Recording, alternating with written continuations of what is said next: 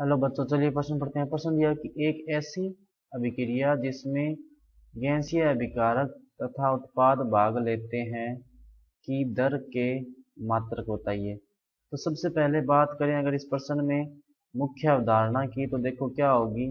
मुख्य अवधारणा जो इस प्रश्न में होगी वो होगी गैसीय अभिक्रिया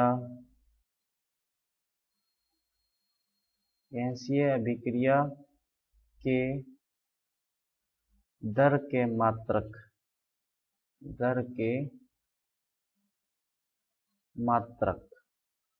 तो मान लेते कोई गैसीय अभिक्रिया हो रही है, A प्लस B इसमें अभिकारक है और आगे कोई उत्पाद बन रहा है, मान लो P।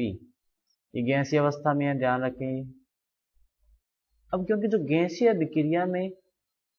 जो गैसीय अवस्था में जो अभिक्रिया होती है उसमें जो दर होती है, उस दर में सांद्रता की जगह क्या लिया जाता है? दाब। क्या लिया जाता है? दाब। तो देखो दर क्या हो जाएगी फिर कि मान लो A का दाब क्या है? A अभिकारक का दाब PA मान लेते हैं अपने।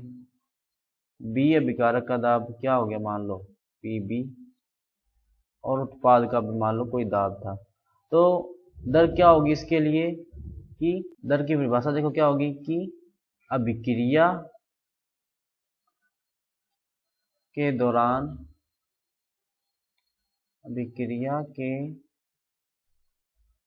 दौरान अभिकारक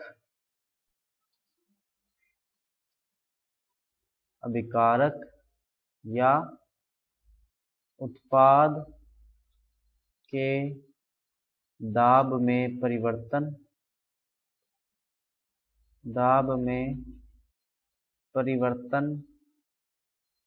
व परिवर्तन में लगे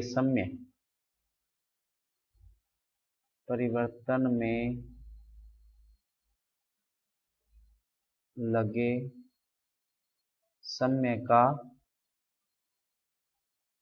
अनुपात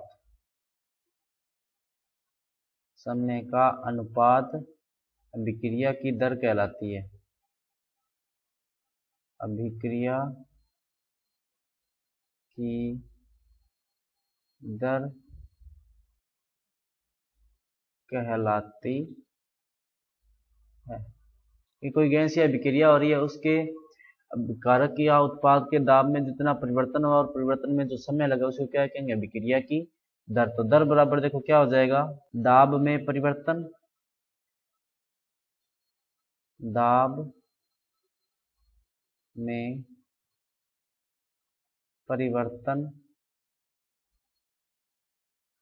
बटे परिवर्तन में लगा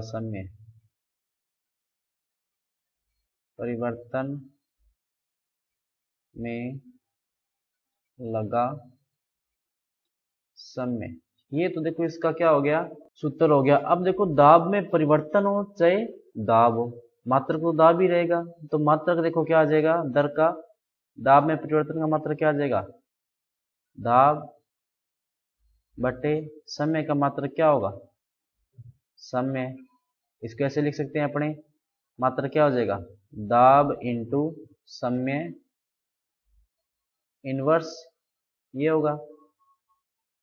अब देखो दाब का मात्रक क्या होता है, तो देखो इस हिसाब से मात्रक क्या हो जाएगा? दाब के मात्रक देखो बहुत सारे होते हैं, उसके हिसाब से देखो मात्रक क्या हो जाएगा? दाब का एक मात्रक क्या होता है? वायुमंडलीय दाब होता है। तो ये क्या हो जाएगा? एटमॉस्फेयर इंटू समय का मात्रक क्या होगा? Second inverse. एक तो ये इसका मात्रक हो सकता है, एक क्या हो सकता है? दाब का मात्रक बार भी होता है, तो बार इंटू सेकंड इनवर्स भी इसका मात्रक हो सकता है। इसके अलावा इसका मात्रक जो होता है वो पास्कल भी होता है, तो पास्कल इंटू सेकेंड इनवर्स भी इसका मात्रक हो सकता है। तो बच्चों ये था आपका उत्तर। मैं आशा करता हूँ आपको समझ में आया होगा। धन्यवाद।